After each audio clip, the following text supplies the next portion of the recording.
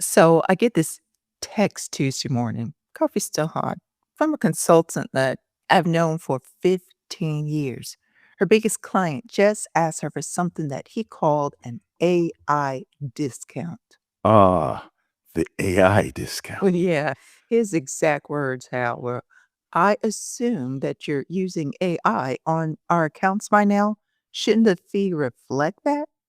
And then she's asking me what to say back to him. And I'm typing this careful, diplomatic little answer on my iPad. And the whole time I'm thinking a different question about us, about our clients. If our clients knew the machine did 80% of the work, would they still pay us? Right. Not her clients, Hal. Ours. Do you want the honest answer or the comfortable one? Well, as always, the honest one. Well, I could tell you this. Many are already beginning to ask service businesses that same dangerous question.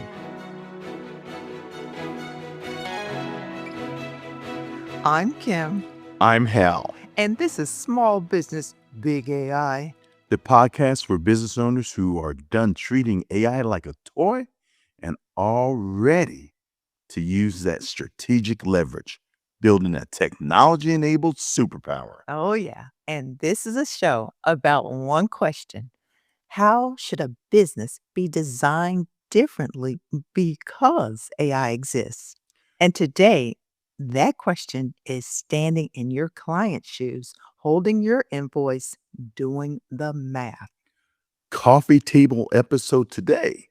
No playbook, no slides, just the two of us and a question most service businesses are hoping their clients don't ask. Oh, well, there goes our cheerful opening. One quick announcement before we dig in. Now, if you'd rather get a heads up on questions like this before your clients ask them, and trust me, they are going to ask, well, then follow the show. Subscribe to Small Business Big AI on your favorite podcast app. Because this conversation is already making its way toward your invoice. Okay, honest or comfortable? You didn't actually give me an answer in the intro. Whether telling them about the machine is a smart business, Yeah. Or is it an invitation to negotiate against yourself? Because I've been forced to pick one in real life, okay? And I want to lay that out first.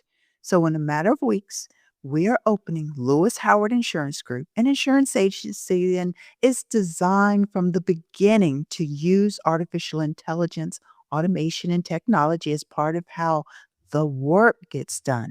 Now, not as an accessory or not as a shiny little chatbot sitting in the corner of the website, but as part of the actual business engine. which means hiding it was never on the menu for us. No, never on the menu. But now every consultant, accountant, agency owner, attorney, producer, and professional service provider listening to this show right now, well, they still want to know if your clients discovered that artificial intelligence did 80% of the work that you charged them for, would they still pay you? Some of them wouldn't. Hey, not what we want to hear, Hal.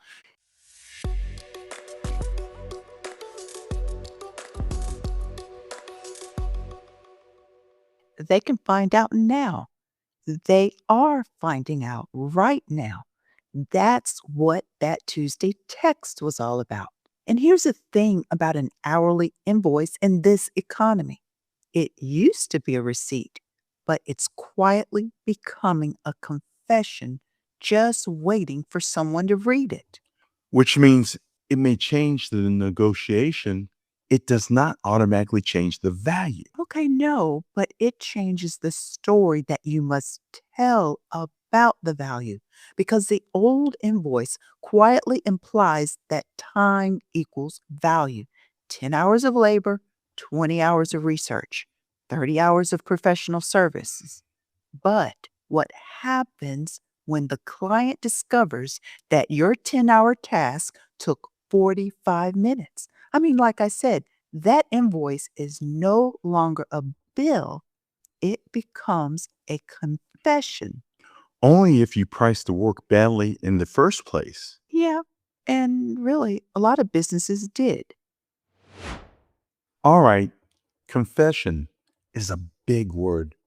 Back it up, because my read on this is that this is one edgy client and a lot of podcast panic. Hey, I wish.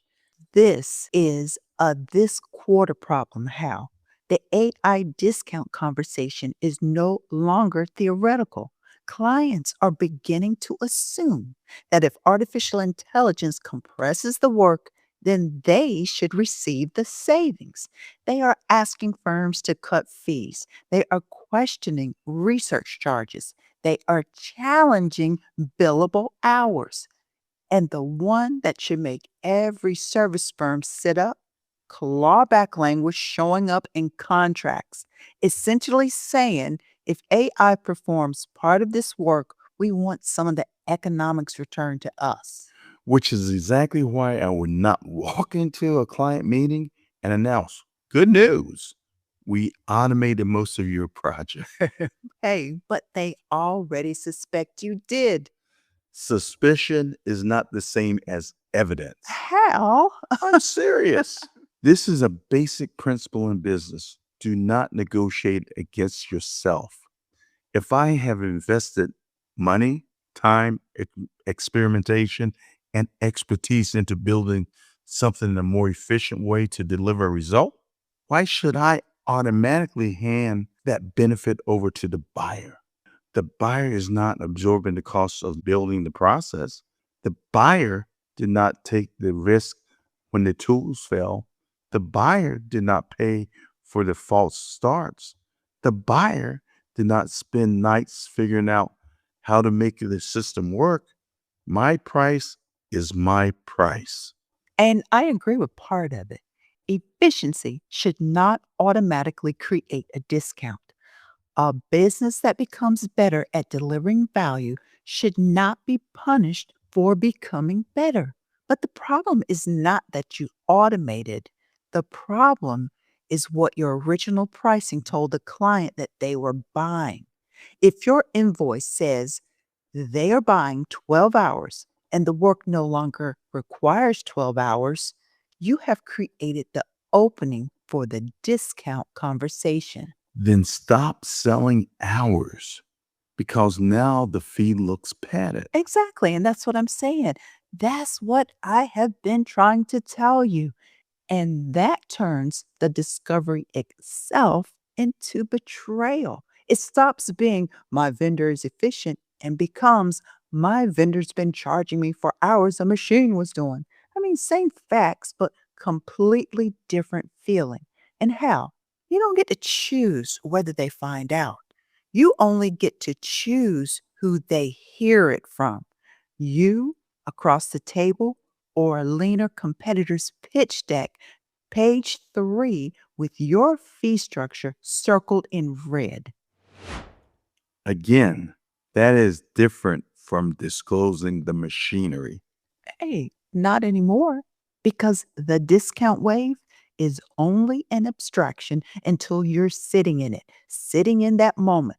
A Thursday, 2 p.m., your best client, 8 years together, pleasant small talk, kids, the lake house. Then, bam, they hit you. Before we re up, my nephew showed me one of these AI tools last weekend. It drafted in 40 seconds what you billed us 12 hours for. Help me understand what I'm paying for there. That's a bit melodramatic. Hey, it may be melodramatic, and everything you say in the next 30 seconds is your pricing strategy, except you don't have one. You have a face going warm and a coffee going cold. And whatever comes out of your mouth in that half minute, you're negotiating. Don't negotiate against yourself. But that's the wave. It doesn't announce itself, it shows up inside your best relationship wearing small talk. Okay, but let me stand up for some of the people you're getting ready to run over. There is a whole class of operator, and I've been that operator, who is quietly automating the back office right now. Not lying to anybody, just working smarter, protecting the margin, and keeping the price where it is. The client gets the same outcome on time, done right. Where's the crime? Since when do we owe anybody a tour of the kitchen? I mean, okay, no crime. I want to be careful there because I agree, half our audience is that operator. And really, I love that operator. The quiet build is not the sin. The bet underneath it is. Because when you hide the engine, you're not actually keeping a secret, you're renting one. And the rent comes due the day they find out, which turns your efficiency into their discount demand. I've watched this movie before. That's why you keep saying find out last like it's costing something. Well, I'm watching it right now. And not in a case study in my own backyard. And you know what's happening. Corporate is reorganizing the ground that principals stand on. The structure over their heads is moving while their heads down doing the work, hitting numbers, being good little soldiers. And the information moves top down. It always moves top down. So the person lowest on the totem pole finds out last every time. I mean, picture her because I'm not picturing a hypothetical. I'm picturing people I know. She's hitting her numbers. She's in the office Saturday morning doing the follow ups that nobody sees. She is doing everything right by the rules that she was handed, and the rules are being rewritten two floors up in meetings that she'll never hear about. And she finds out when the forwarded email finally trickles down. And finding out last is expensive. You lose the months everybody above you spent adjusting. And by the time the memo reaches you, the smart moves are gone. These are good people, Hal. Inside a changing institution, the last to know through no fault of their own. Now, when it comes to your automation, your client is on the same totem pole. Institutions change above people, engines change beneath clients, and whoever finds out last feels it exactly the same way. The gut drop. Everyone knew but me. I was paying full price and I was the last to know. This is what betrayal feels like. It isn't the machine doing the work, it's finding out last. Okay, that one lands because I've been the guy on the totem pole at the bottom. Different decade, different industry, same gut drop. Hey, everybody's been the totem pole guy, Hal. Everybody. Okay, let's bring this down to a very practical level because a skeptic in a F 150 is yelling at the dashboard right now. Kim, my clients are not reading SaaS contracts. Hey, you and I both know building the engine stopped requiring engineers. Yeah, true. So recently, I built an agency note taker in Replit. Now, let me be clear I am not a software engineer. No argument there. Hey, thanks for that loving endorsement, huh? I support your journey. Okay. So I built this application by describing what I needed in natural language. Now, I explained the workflow, I described the information that should be captured, I identified what should happen during and after a call. I outlined what the application should produce. So, in other words, I wrote the specification, then the system attempted to execute it. Now, did everything work perfectly the first time? Absolutely not. I tested it during 2 real calls and it failed both times. Important detail. Yeah, very important.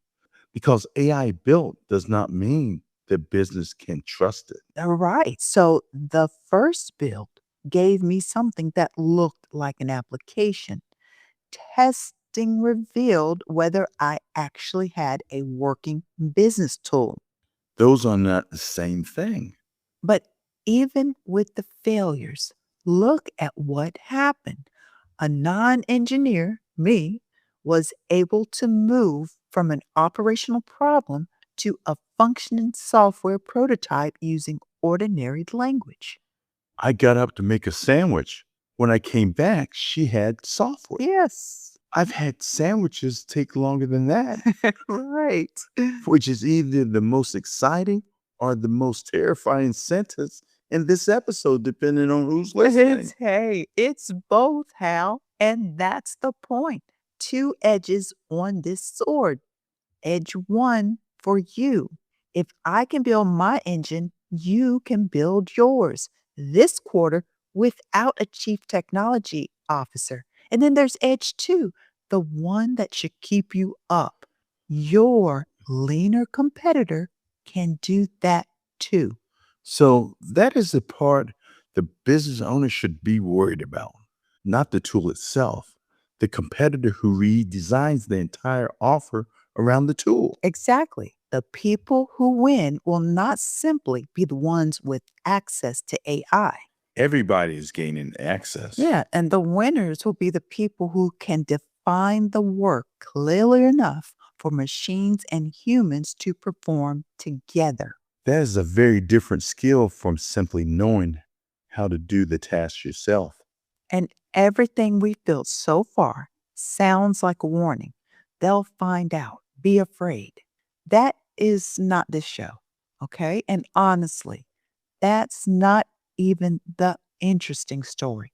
Here's the interesting story, the discovery moment everyone's dreading. It is not the threat. Hiding is the threat. Hiding is the only threat. Watch what's actually happening out there because the firms doing the boldest things are not cutting fees.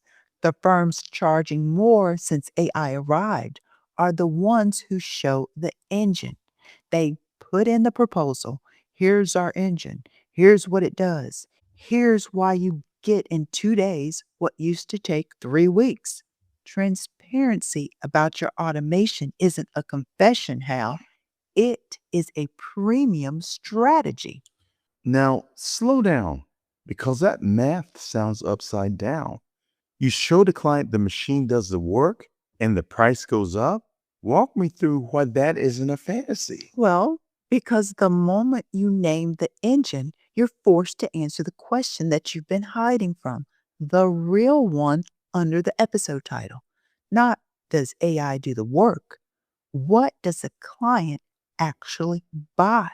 Why do they come to you specifically, and not the 40-second nephew tool? And the honest answer was never ours, it's judgment. Which call to make when the engine surfaces three options and two of them are technically fine and only one of them is right? It's accountability, a licensed human whose name is on the outcome, who answers the phone at 7 a.m. when it goes sideways. And it's trust with teeth. I can show you live what the engine did on your account, not a binder of promises that you sign once a year and never open, but a window. Look anytime. The firms that get this don't just survive the client's discovery moment, they schedule it. They make the reveal the centerpiece of the pitch. The hours were the packaging. That's what you're saying. The client was never buying the packaging. Right. The hours were the packaging. And AI just tore the packaging off, which is terrifying if the packaging was all you had and the single biggest pricing upgrade of your business life if it wasn't.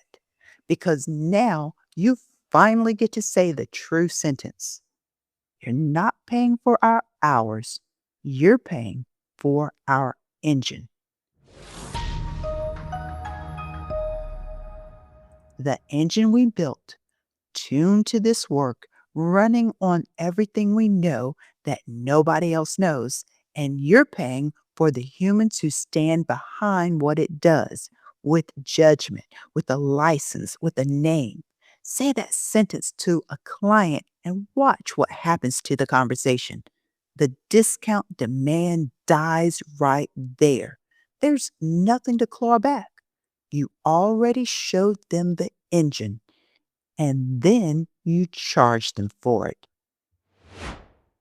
Kim, you know what that sentence actually does? It moves price off the one thing that's collapsing, human time, and onto the two things that are compounding. The engine gets better every month. The judgment gets better every year. You just anchored your fee to the only assets you own that are going up. That is stronger than AI helped us. Much stronger how we use AI is not a business model. We built a trusted engine that produces a valuable result is.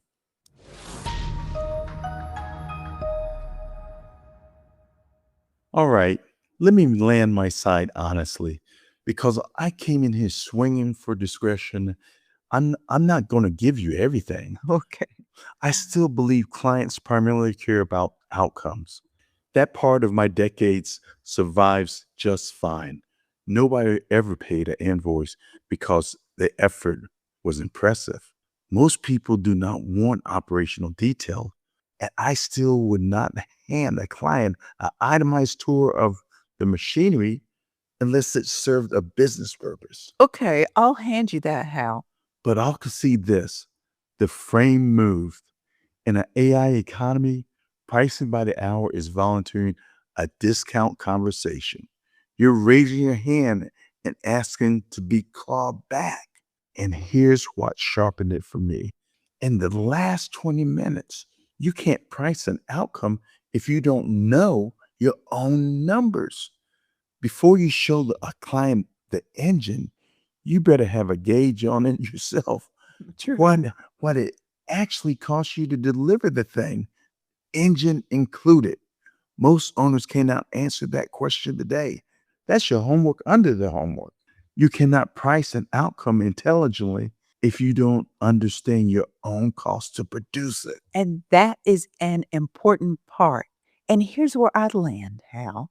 The debate was never really hours versus outcome. It's reason versus how. The human is the reason that the client comes. The engine is how the work gets done. Now, you get those two straight, and the pricing writes itself. And I don't get to say that as theory because as you're listening to this, we're living it. This episode airs while Hal and I are in California building exactly this engine for our own agency. We're building an AI native agency.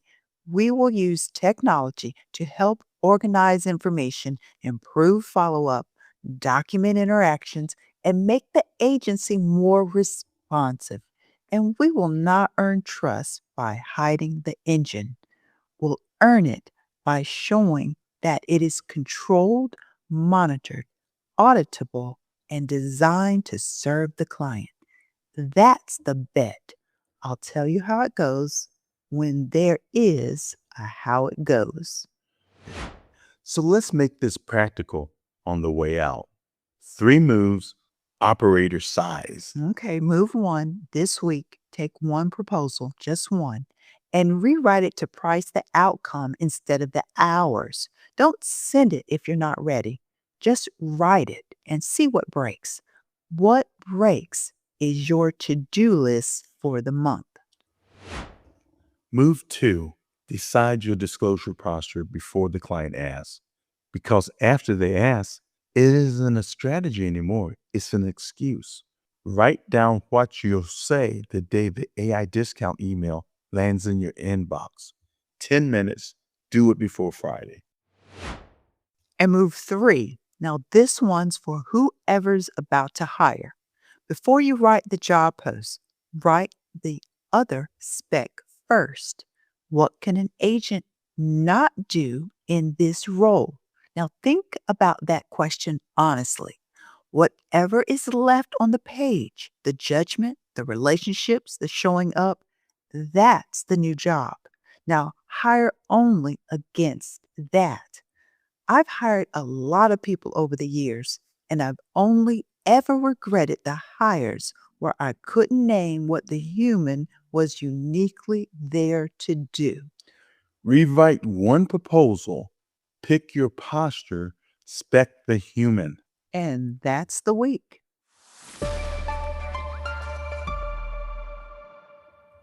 So here's where we leave you. And we're leaving the question open on purpose because really it's not ours to close. Tonight, one sentence written down where you'll see it. What are my clients actually paying me for? And if the honest answer that comes out of the pen is ours, Well, then you just found out first, which, after everything we said today, is the whole game. You now know what to fix before your clients find it for you. and since we're asking you to trust people who show the engine, here's ours one more time. We're not just talking about this, we're about to live it. Lewis Howard Insurance Group opens August 2026. AI native from day one with the engine in plain sight. AskLewisHoward.com. That's AskLewisHoward.com. Come watch us take our own medicine.